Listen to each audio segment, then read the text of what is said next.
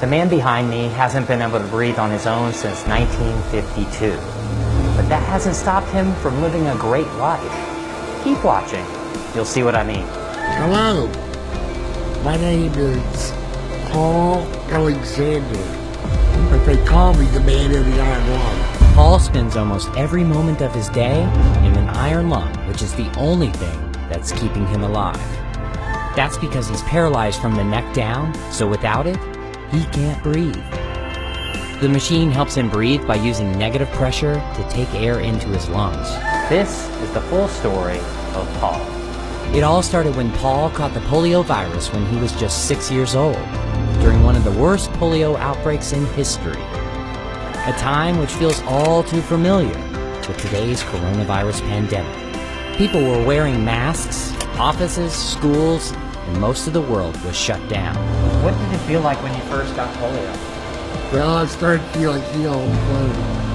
I went inside to get Mom, and she turned and looked at me, and she said, "Oh my God, not my son." For the next 5 days, I lost everything. The ability to move, my legs would not hold me up, and then I couldn't move. He was at home under the care of his mom and dad, and they realized he wasn't breathing. They rushed him to the hospital, and the emergency room physician examined him and pronounced him dead. Sometime later, another doctor came to me, picked me up, according to my mother, and ran upstairs with me, performed a tracheotomy, and put me in the iron lung. This would make anyone feel like giving up, but just wait. You'll see that that isn't the case. I didn't want to die, so I continued to fight. So Paul did everything he could to get better. He fought against polio every day. It was hard, painful, and tiring. But I never gave up, and I'm not going to. 18 months later, he left the hospital and came to his residence in Dallas, Texas, but his life was never going to be the same. He couldn't play sports, he couldn't go to church, and he couldn't hang out with his friends. People didn't like me very much back then. I felt like they were uncomfortable around me. What did you do all day? Well, the same thing everybody else does. I woke up, brushed my teeth, washed my face, shaved, had some breakfast. Well, I just needed a little bit of help. Then what would you do all day? Well, I would read or study something, paint a picture or do some drawing. I hated just like... Jika kalian suka dengan konten ini, cukup berikan tanda like, comment, and subscribe ya. TV. Paul worked hard to graduate with honors from high school, but I did not get into college. They said that I was too crippled and did not have the vaccination.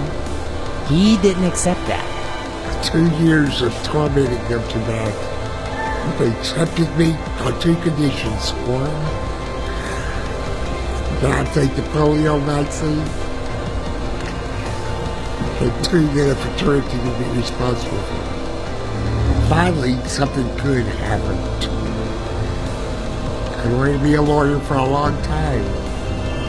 After years of hard work, Paul passed the bar and became a lawyer. And I was a pretty damn good one, too. But he didn't stop there. With the help of a pen attached to a stick, Paul wrote his own biography entirely with his mouth. So why write a book? To inspire thousands of people, just like you. No matter where you're from, or what your past is, or the challenges that you could be facing. You can truly do anything. You just have to set your mind to it and work hard. Paul, what's your dream? Do not let polio defeat me, but to defeat polio. Therefore, I wanted to accomplish the things I was told I couldn't accomplish, and to achieve the dreams I dreamed. Paul may have an iron lung, but he has a golden soul and a diamond heart.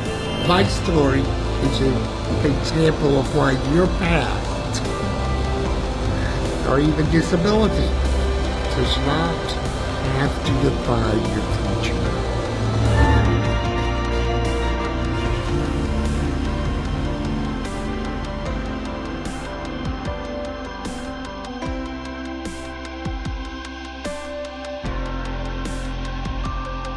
Jika kalian suka dengan konten ini, cukup berikan tanda like, comment, and subscribe ya.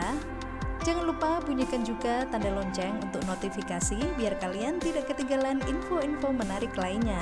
Sampai jumpa di konten selanjutnya. Wassalamualaikum warahmatullahi wabarakatuh. Dah.